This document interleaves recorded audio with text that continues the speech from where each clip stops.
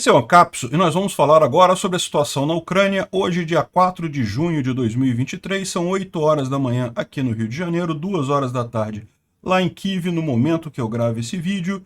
E tivemos ontem, infelizmente, um ataque muito sério à cidade de Dnipro, com uma criança morta, uma menina morta de 5 anos e várias outras pessoas feridas, inclusive outras crianças. Muito triste, mais um ataque covarde dos russos a residências, a casas de civis ali na região de Dnipro, né? Também tivemos ontem um outro ataque em horário diferente desse, com mísseis e também drones iranianos. A maior parte dos mísseis e drones foi derrubado, como é o costume, mas alguns deles atingiram os alvos, né? Um dos alvos atingidos foi aqui uma pista de pouso em Kirovograd. A gente não tem informação sobre o dano que teria causado aqui, né? Além disso, ontem tivemos várias novidades aqui em Shebekino. Parece que a luta continua aqui, os rebeldes da Legião Liberdade da Rússia e do Corpo Voluntário Russo continuam avançando. Segundo informações, os militares e todo o corpo policial, corpo de bombeiros, abandonou a cidade de Shebekino. Então, vocês lembram, já tem algum tempo que foi dada a ordem de evacuação, então não tem mais nada lá, mas o que aconteceu imediatamente?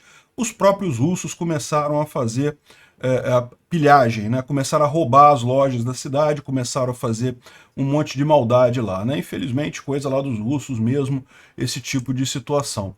Houve mais um monte de bombardeios aqui na região e também em Belgorod. Outro bombardeio que chamou muita atenção ontem foi novamente bombardeio aqui em Berdiansk e em várias cidades aqui na retaguarda russa. Realmente o nível de ataques tem subido aqui na região, né? O de Berdiansk foi muito interessante. Diz que teve Melitopol também, aqui em Jankoy e em várias outras cidades aqui na linha de frente, onde supostamente se imagina que será a ofensiva ucraniana. Por falar na ofensiva ucraniana, hoje tivemos mais pedidos do exército ucraniano por silêncio, para não avisarem sobre eventuais deslocamentos de tropas, sobre eventuais pontos de ataque, ou seja, isso indica que a coisa deve estar chegando perto, mas, de novo, a gente não tem informação, né? Tal como o Zelensky falou, será que eles vão esperar os Patriots também? Será que o Zelensky falou que vão esperar os Patriots só para os russos ficarem descansados, achar, não vai ser agora, porque os Patriots vão vir ainda, então vamos esperar mais um pouquinho, não vai ser agora, justamente para pegar os russos desprevenidos e ser agora a contraofensiva? Não sabemos, né? O que a gente tem algumas informações é aqui em Bakhmut, em que o Prigozhin, do grupo Wagner, disse que os ucranianos retomaram uma parte aqui do sudoeste de Bakhmut. Vamos tentar entender exatamente o que ele está querendo dizer com isso aqui, né? E outra informação interessante que a gente tem é que até a televisão russa está começando a mudar o discurso dela, de falar que não vão conseguir atingir os objetivos na operação militar especial, que é como eles chamam essa guerra, né? E também estão começando a falar sobre a questão das ameaças nucleares, que na verdade estão admitindo que eram ameaças vazias, ou seja, parece que os russos estão preparando a população russa para a derrota nessa guerra. Vamos entender esses assuntos e outros assuntos em detalhes. Essas notícias foram sugeridas por SOS para a Cadeira do Dino, Afonso Neto e várias outras pessoas. Obrigado aí ao pessoal que sugeriu notícias. Obrigado a você que está assistindo o nosso vídeo. Se você gosta do nosso conteúdo, por favor, deixe o seu like e se inscreva aqui no canal, né? Pois bem, antes da gente entrar no assunto, deixa eu só atualizar vocês com a nossa vaquinha, né? Já estamos com 100%, já atingimos a nossa meta. Amanhã, segunda-feira, eu já devo começar a transferir os primeiros $5.000 lá para o Alex Silva, para ele providenciar a compra do carro lá na Ucrânia. Assim que a gente tiver as comprovações todas, eu faço uma prestação de contas com vocês. Mas olha só, já estamos a 30% já do segundo carro, né? Como eu falei, passando do 100%, vamos seguir adiante, vamos chegar no 200%. Quem sabe a gente não traz 2 carros lá, não entrega 2 carros lá, né? E o que ficar de troco, o que sobrar, ou se a gente não conseguir completar o valor necessário para um segundo carro, a gente vai usar isso para outras coisas, capacetes, drones, óculos, o que for necessário para as tropas ucranianas lá. Principalmente a gente vai dar prioridade aos combatentes brasileiros lá na Ucrânia, mas a logística é complicada, então o que for importante é ajudar a Ucrânia no final das contas, né? Então já batemos a nossa meta, a nossa vaquinha já é um sucesso, mas não parem de doar. continuem ajudando, isso vai até o final de junho, tá? Final de junho eu vou encerrar a vaquinha. E lembra, nesse final de semana, no próximo agora, eu devo fazer uma ação para sortear, ou enfim, para fazer alguma coisa com as badges, e daí tentar arrecadar mais também, para a gente bater aí os 200% na nossa vaquinha. Mais uma vez, muito obrigado a todo mundo que doou, né? Bom, lá na Ucrânia, o Zelensky colocou um vídeo das casas destruídas ali no subúrbio de Dnipro, né? Dnipro é essa cidade aqui, e teve um bombardeio muito forte ontem dos russos nessa cidade. Eu não posso passar o vídeo porque o YouTube não gosta desse tipo de vídeo, mas aqui dá para vocês verem os bombeiros socorrendo. Parece que o míssil atingiu entre dois prédios, os dois prédios desabaram, estava cheio de gente nos prédios, crianças, pessoas, né? Dois prédios de 2 andares residenciais, e neste momento aqui ainda tinha pessoas debaixo do concreto, né? Eles tentando tirar, salvar as pessoas. Enfim, uma tragédia enorme, mais um absurdo crime de guerra dos russos, uma casa civil, não tinha nada. Em determinado momento, aqui, o pessoal falou que o número de vítimas era 20, das 17 ainda estavam hospitalizadas e haviam 5 crianças. Bom, infelizmente, hoje de manhã, isso aqui é a imagem do que sobrou, tá vendo aqui do que aconteceu ontem, né, lá em Dnipro, dá para ver os prédios totalmente destruídos aqui. E a gente tem informação agora que houve a morte de uma criança, uma garota de 2 anos de idade, e 22 outras pessoas, inclusive 5 crianças, foram feridas, né? E muitos ainda estão no hospital, ainda inspiram cuidados, infelizmente. Um absurdo esse ataque russo aqui nessa cidade totalmente pacífica, sem nenhuma relação, né? Além desse ataque em Dnipro, então teve esse ataque mais no início da noite, e depois, no final da noite, teve um outro ataque, né? Chegou a ter alerta de ataque aéreo em toda a Ucrânia, mas o ataque foi menor. Foi um ataque que teve, foram lançados 6 mísseis Ra-101 e 555 e 5 drones Shahed. Desses foram derrubados 4 mísseis e 3 drones. Então, ou seja, 2 mísseis e 2 drones conseguiram atingir os objetivos dele. E segundo eles dizem aqui, foi justamente 2 mísseis atingiram a cidade de Kropivnitsky, que é lá aqui nessa região aqui de... aqui, o Kropivnitsky, que é justamente nessa região aqui de Kirovograd, né? Então atingiu aqui, parece que teve um campo aéreo foi atingido, e também uma infraestrutura qualquer na região de Sumy também teria sido atingido, né? Esse ataque russo, a gente tem que reconhecer, teve um pouco mais de sucesso do que os anteriores, infelizmente, né? Mas de qualquer forma, a situação está sob controle. Bom, isso aqui é mais incêndio na Rússia. Eu vou parar de falar sobre esse negócio de incêndio na Rússia, eu acho que não tem tanta relevância assim, né? Eu estava falando isso só por conta de mostrar o quão comum que é isso, mas enfim. Incêndio na Rússia. E aqui uma outra coisa mais interessante, parece que teve uma grande briga lá em São Petersburgo, pessoas protestando contra alguma coisa, mas uma briga muito violenta, com os manifestantes enfrentando a PM, né, a polícia lá, e atirando pedras e coisa e tal. Enfim, algum sinal de distúrbio civil lá em São Petersburgo, né?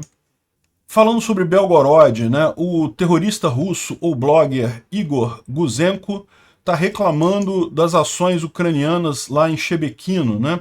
Segundo ele está dizendo aqui, a Ucrânia usou fósforo em Shebekino, e fósforo é aquela munição incendiária, né? Apesar de que os ucranianos estão dizendo que foram os russos que usaram. Como a gente falou ontem, os russos naquela região, justamente para tentar impedir o avanço dos ucranianos, estão adotando também a técnica de terra arrasada, estão destruindo os prédios todos ali naquela região, né? E aqui ele reclama, né? Será que não tem linhas vermelhas? Olha só, a Rússia já cortou todas as linhas vermelhas quando invadiu a Ucrânia. Não tem linha vermelha nenhuma para quem defende o seu território, né? Como alguém pode imaginar, antes dessa operação militar especial, que os ucranianos iriam matar nossos próprios cidadãos com impunidade, no nosso próprio território, e com qualquer coisa que eles queiram, né? Puro surrealismo e coisa e tal. Pois é, na verdade não é surrealismo, é a constatação de que essa guerra deu errado para vocês, vocês perderam a guerra, e é isso que está acontecendo aqui, né? Bom, A Legião Liberdade da Rússia compartilhou essas imagens aqui, deles entrando nos subúrbios de Shebekino, né? Dá para ver uma coluna de soldados aqui avançando ao lado da estrada. Segundo eles dizem, aqui em Shebekino.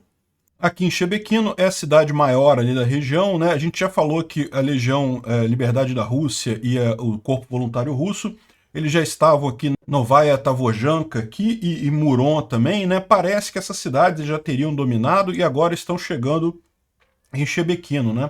Dá para ver aqui muitas explosões em todas essas cidades aqui. Shebekino é a cidade maior e ele está reclamando que justamente é ali que está acontecendo, eles estão entrando agora em Shebekino aqui, né? E o Alexander Fortuna, que é o chefe lá do Corpo Voluntário Russo, né? Que é aquela outra unidade que está lá também, ele está dizendo que o exército russo não controla mais Shebekino, ou seja, a cidade está numa zona cinza agora, né? As pessoas estão saindo em massa, eles estão tentando arrumar um corredor humanitário, mas eles não garantem a segurança desses corredores, né? Aproveitadores, lá o pessoal está fazendo pilhagem, né? E fugindo entre o caos que está acontecendo na cidade. Ou seja, o que ele está dizendo é que Shebekino agora é zona cinza. A Legião Liberdade da Rússia e o Corpo Voluntário Russo não estão controlando ainda Shebekino, mas o exército russo já saiu daqui, né? E aqui tem uma outra informação curiosa que o pessoal está colocando aqui, ó, foi feito pelo Real Mariupol, que é um blogger militar russo, tá? É um blogger russete aqui, embora use o nome de Mariupol. E eles dizem aqui que existem relatos de soldados ucranianos que entraram massivamente no território de Belgorod, e a informação que ele traz aqui é que eles estão vestidos com uniformes militares russos.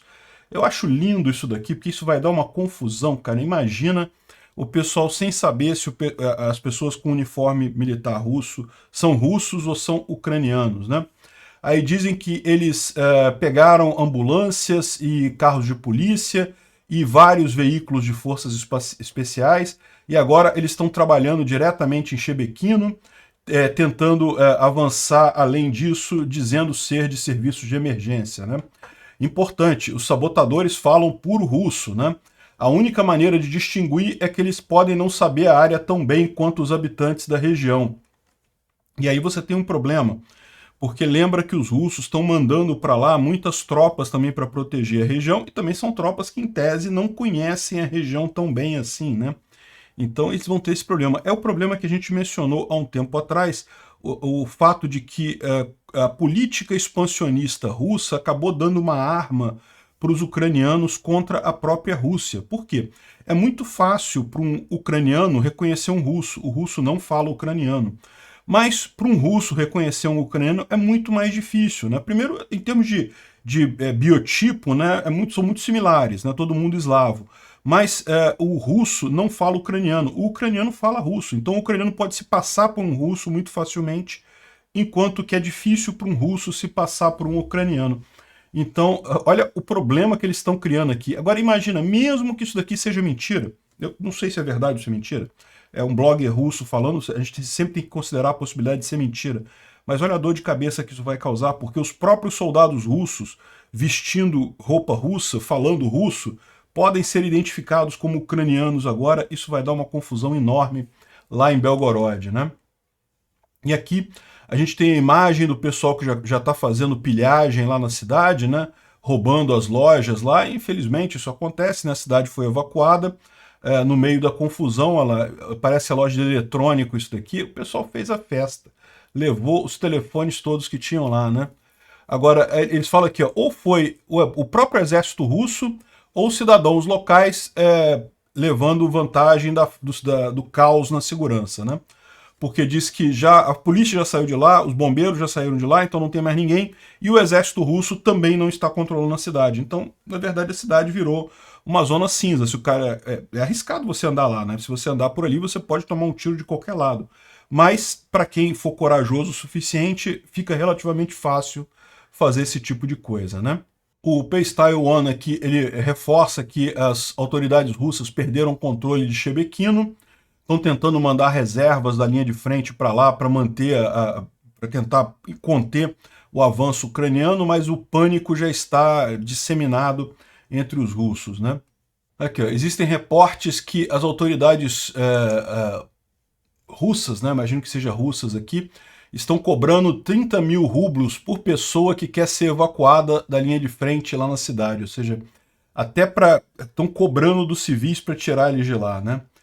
Outra postagem aqui, caos e roubalheira em Shebequino. A população local está roubando lojas, levando aparelhos domésticos, telefones, isso daí de acordo com testemunhas ali, né? Enfim, aqui uma imagem publicada pelo pessoal lá da Legião Liberdade da Rússia, e aqui mostra realmente um monte de fumaça aqui, parece que está realmente havendo uma briga muito grande aqui, né? A gente já viu aqui o pessoal fazendo, roubando as lojas, e parece que em Belgorod também teve mais ataques essa noite. A Ucrânia nega qualquer vínculo com o RDK, né, com o Corpo Voluntário Russo.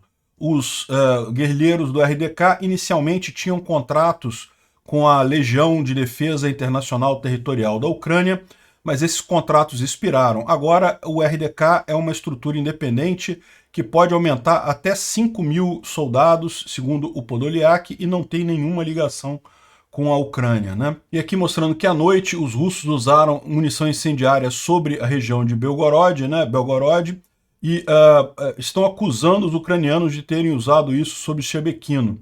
Mas a Ucrânia não tem esse tipo de munição, então não tem como ter feito isso, né? E lá em Novaya Tobolzhanka, essa manhã as tropas russas continuam bombardeando o local ali com artilharia pesada, segundo a Legião Liberdade da Rússia. Uma informação curiosa, poloneses e o grupo Corpo Voluntário Polonês se uniu ao RDK e à Legião Liberdade da Rússia para lutar ali em Belgorod, né? Os russos estavam procurando mercenários poloneses na Ucrânia e eles acabaram encontrando eles lá na República de Bilhorod, que é como os ucranianos chamam Belgorod, né? Ou seja, parece que está tendo reforço nessa coisa aqui, né? E a última informação que a gente tem aqui é que houve uma grande quantidade de reforços de equipamento pesado ali na cidade de Volchansk, que é a cidade ucraniana próxima de Shebequino, né? E chegou muito pessoal, muitos reforços ali, e equipamento pesado, artilharia e mercenários, disse um residente local. Ou seja, pode ser que essa situação aqui se torne ainda mais crítica para os russos nos próximos dias, né? Ou seja, dá para ver que esse ataque aqui em Belgorod, né, não é um ataquezinho de ir e voltar, não. O pessoal já está há 3 dias lá e aparentemente está entrincheirado lá em Shebequino. O exército russo não consegue tirar eles de lá. Olha, e o corpo polonês voluntário, né, também liberou até uma série de vídeos aqui mostrando eles atravessando e entrando lá em Belgorod. Eles estão realmente aí na batalha junto com a Legião Liberdade da Rússia e o Corpo Voluntário Russo. Isso aí está realmente ficando maior do que eu imaginava que seria. Eu achei que ia ser só uma provocação para atrair tropas russas, mas talvez o pessoal esteja planejando realmente fazer uma república democrática de Belgorod daqui a pouquinho, né? Bom, além de Belgorod, outra coisa que chamou muita atenção ontem foi em Berdiansk. Eu falei ontem que teve uma grande explosão em Berdiansk, coisa e tal. E agora a gente tem a imagem aqui, ó, do que explodiu, esses 2 galpões aqui enormes no porto de Berdiansk, que foram totalmente detonados e certamente tinha alguma coisa explosiva aqui dentro para ter uma explosão desse tamanho, né? E esse alvo fica a mais de 90 quilômetros da linha de frente com a Ucrânia, então certamente foi Storm Shadow, né? Berdiansk, vocês sabem, é essa região aqui embaixo. Aqui é um porto, né, uma cidade portuária que tem aqui, e justamente o porto nessa região aqui é que foi alvo dos ataques de anteontem, né? O ataque foi no dia 2, mas só agora a gente tem a imagem do dano que foi causado lá, né? Agora, não é só isso, tá? Ontem também, dia 3, também teve uma série de ataques lá em Berdiansk. Eu vou tocar aqui esse vídeo aqui, ó. É mais o barulho que dá para ouvir, tá?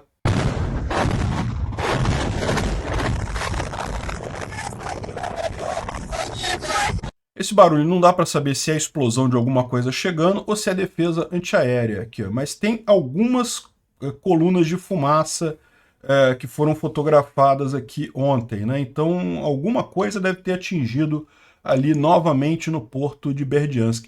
Agora, muito curioso, esse vídeo que eles gravaram aqui, eu sinceramente não sei o que é isso. Olha só, parece que é defesa antiaérea, será?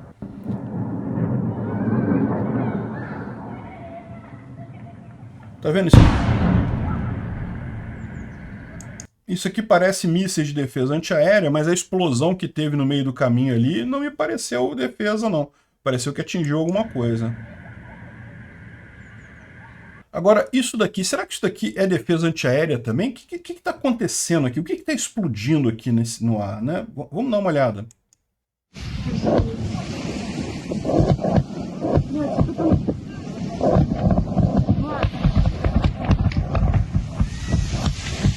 Это грады, блядь! Pode ser que seja também defesa antiaérea, né? Uma cápsula explosiva, quando ela chega em determinada altura, ela explode, lançando fragmentos para eventualmente derrubar um drone ou algum míssil que esteja ali. Mas eu não consigo ver nenhum míssil, nenhum drone aqui, né? Pode ser também uma explosão descontrolada que teve lá, né? Também tem a informação que em Chernirovka, ou Chernivivka, é uma cidade ali também na retaguarda ucraniana, ali em Zaporizhia, teve muitas explosões por volta das 19 horas de ontem, né? Então parece que estavam atirando em uma fazenda, equipamento e prédios foram danificados, ou seja, segundo informações preliminares, não houve mortes, mas essa cidade fica em algum lugar aqui no meio. É uma cidade pequena, tá? Em algum lugar aqui no meio aqui. E está sendo usado como base. Parece que os ucranianos estavam atingindo uma fazenda que estava sendo usada como base ali na região, né? E também em Donetsk, né? Donetsk, essa cidade grande aqui que os russos usam como base de operações aqui, é uma cidade que está ocupada desde 2014, totalmente destruída já, mas aqui a imagem de uma grande coluna de fumaça. Alguma coisa foi atingida aqui em Donetsk também ontem, né? E esses aí foram alguns casos. Eles falam que também em Jankoy aqui, ó, Jankoy também teve um ataque. A pessoa tá correndo aqui com medo. Vamos ver o que é isso daqui. На нахуй! Сука, побежал! Ебать! Пизда, сука! O pessoal tá realmente preocupado lá, correndo lá de Jankoy. Jankoy é aqui na Crimeia, é essa cidadezinha aqui, né? Parece que teve coisa atingida aqui também. Segundo eles falam aqui, foram drones, né? Drones, e atingiram umas 3 ou 4 explosões, segundo eles disseram, lá em Jankoy, né? Então, pessoal, aqui, 4 ou 5 explosões que houve lá em Jankoy, né? Então, mais uma vez, aqui é um entreposto muito importante para os russos, uma cidade muito importante de logística, e não é a primeira vez que os ucranianos atingem essa região aqui. Outra coisa importante, a explosão que teve aqui em Berdiansk, que também teve em Mariupol ontem, tá? É aquilo que eu falo, nem sempre a gente tem as imagens.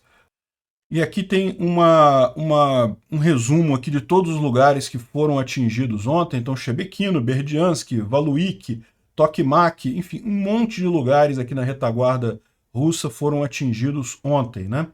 Então, os ucranianos têm feito um incremento bem significativo nesses ataques. Aqui algumas imagens dos locais que foram atingidos aqui. E mais aqui em Tavirsk e Nova Kakhovka. Também aqui, ó, nessa região, parece que teve muito bombardeio ucraniano aqui. Vocês sabem que isso daqui é sensível.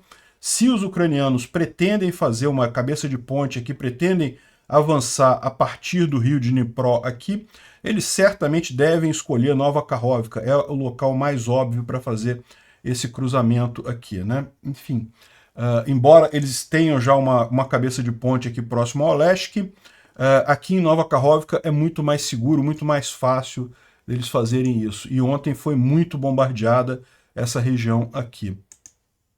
Bom, segundo o Max 23 aqui, ele está dizendo que todas as 8 brigadas novas e mais a 9ª brigada voluntária que foi formada já estarão sob o comando das forças de defesa durante as operações ofensivas. Então todo esse novo contingente formado pelos ucranianos vão entrar em operação ali conforme as instruções do Zelensky e do Zaluzhny, né? Essa é a informação, a única informação que a gente tem sobre a contraofensiva no final das contas. Agora, o que a gente tem visto em vários locais é isso daqui, né? O plano precisa de silêncio, diz as Forças Armadas, o Comando-Geral das Forças Armadas Ucranianas. Então, não fale sobre onde está movimento de tropas, onde você vê equipamento passando, não fale nada, deixe quieto. Não, e isso daqui, lógico, reflete no fato de que a gente tem muito pouca informação no final das contas, né? Aqui tem uma outra mensagem também do pessoal do exército ucraniano, falando aqui que, olha só, qualquer informação pode custar a vida dos defensores e fotos, vídeos de movimento da ocupação russa, você deve compartilhar. Ou seja, ele fala para você compartilhar tudo dos russos que você puder, mas nada dos ucranianos na rede social. E ele fala que se você está nos territórios ocupados, tome cuidado para a segurança e ficar anônimo, né? Lembra de, depois de compartilhar as imagens com o máximo que você puder de pessoas, apagar do seu celular.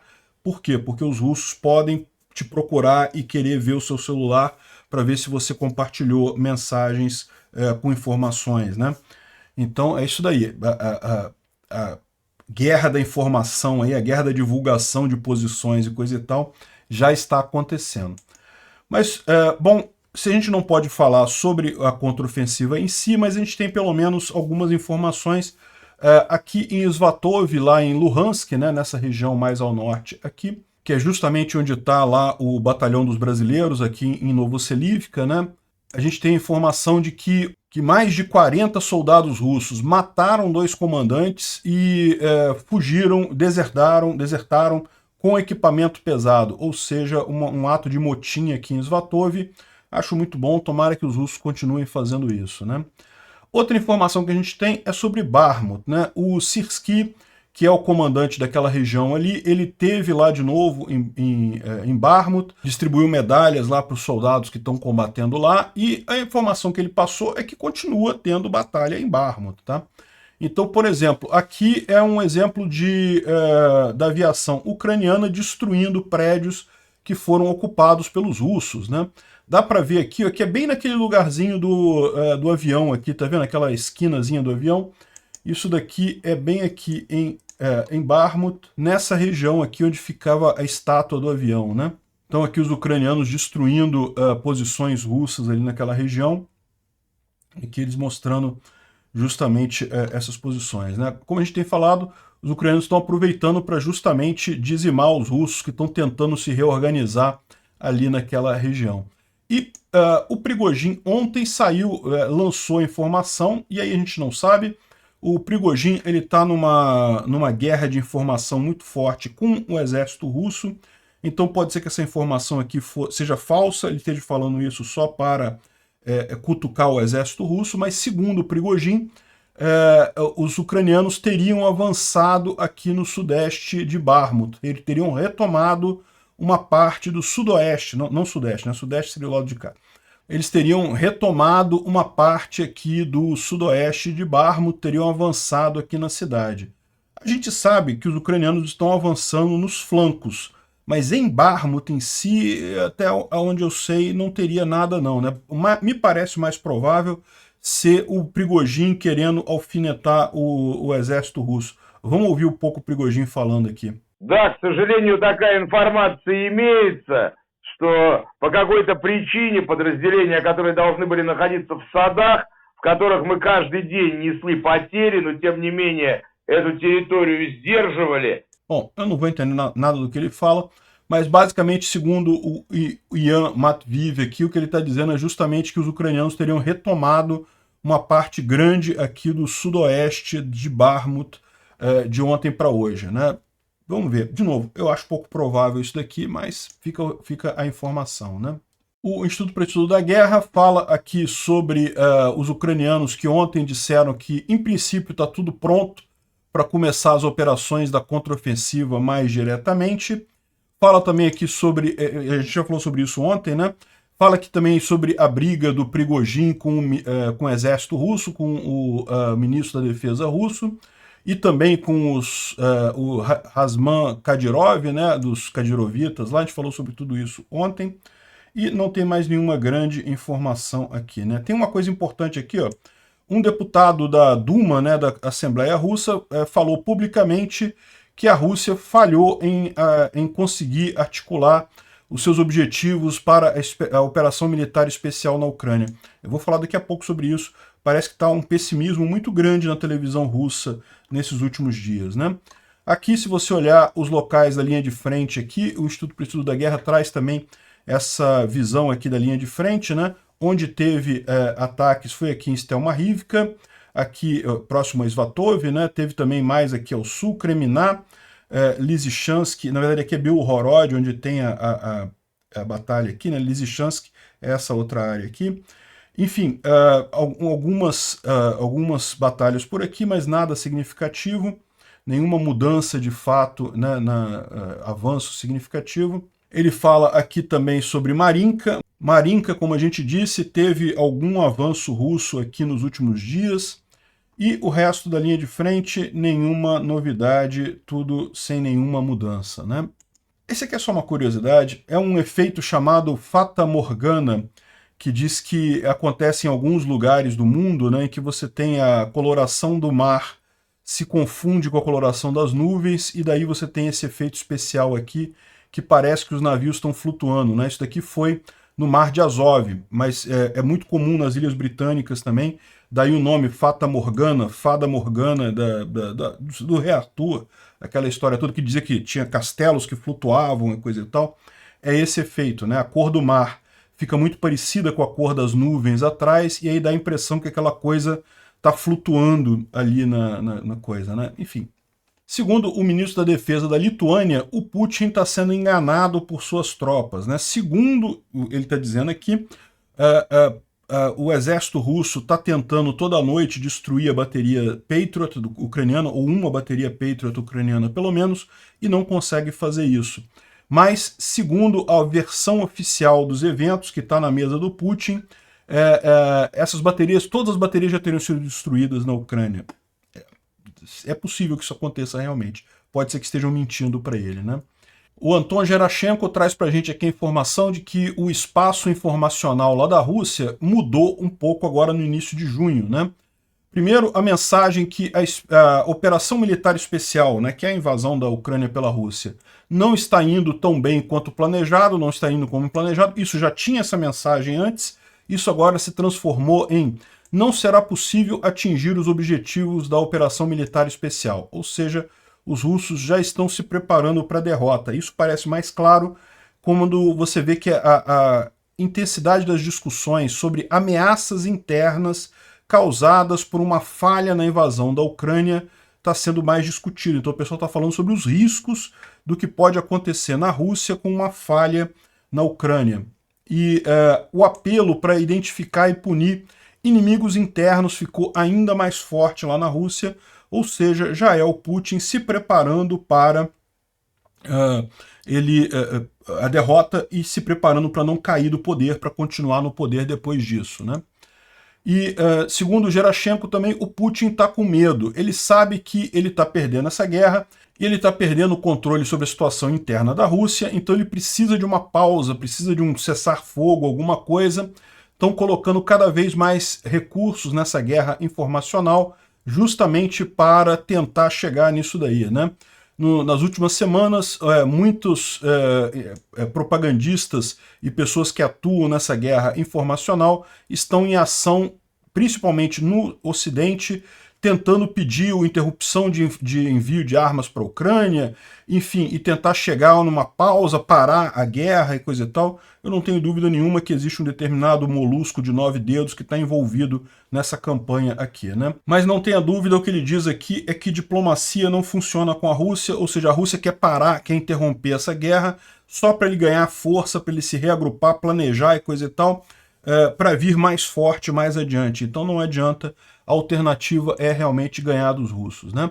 E outra coisa curiosa, foi cancelado a festa do dia 12 de junho, né? Dia 12 de junho é o dia da Rússia, que foi a declaração da independência da Rússia como um Estado soberano em 1990, depois da União Soviética. É um feriado importante lá na Rússia.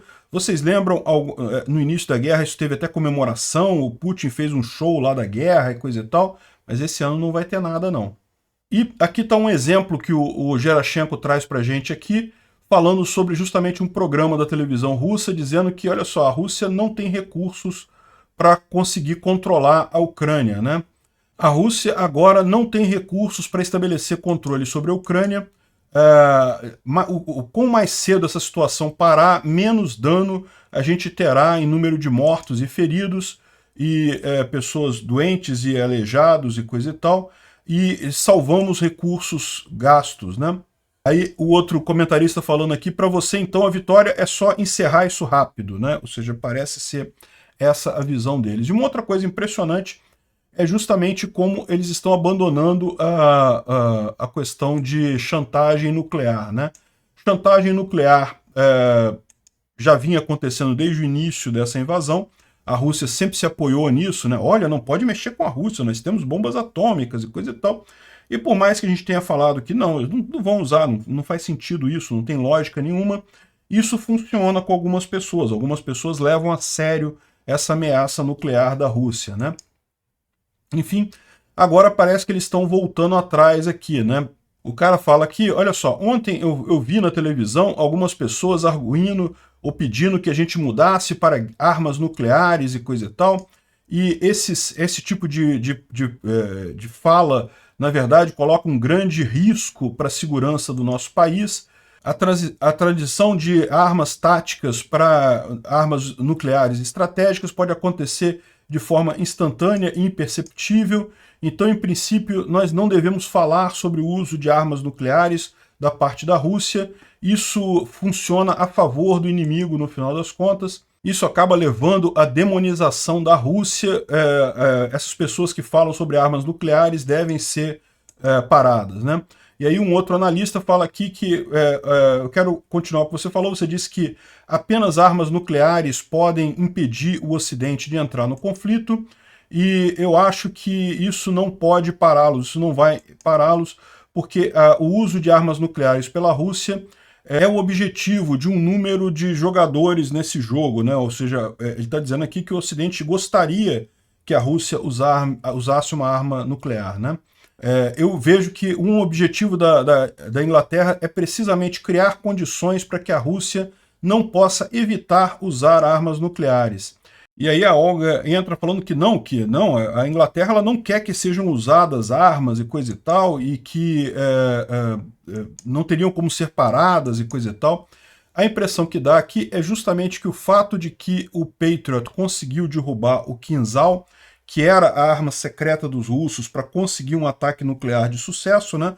O Kinzhal destruiria a defesa antiaérea na região, e isso permitiria que um míssil nuclear atingisse ali a região, ou o próprio Kinzhal poderia ter uma ogiva também.